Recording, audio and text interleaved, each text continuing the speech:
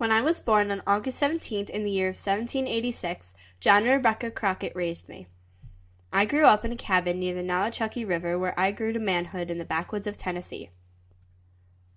As I grew up, I moved a lot and eventually ended up driving cattle in Virginia to help my father with his debt.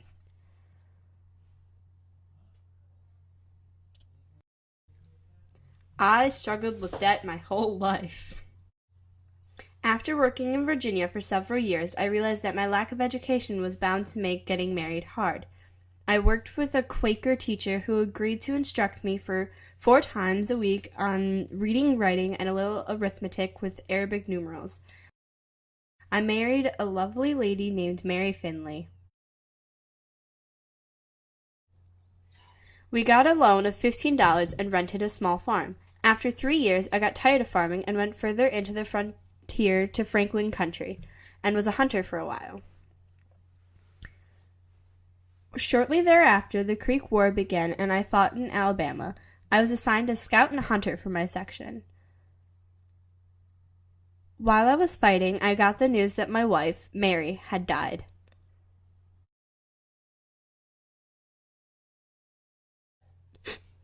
Poor Mary! My poor Mary! Within the year, I was married to Elizabeth Patton. I was traveling with some neighbors in Alabama. I caught malaria and was left to die on the side of the road.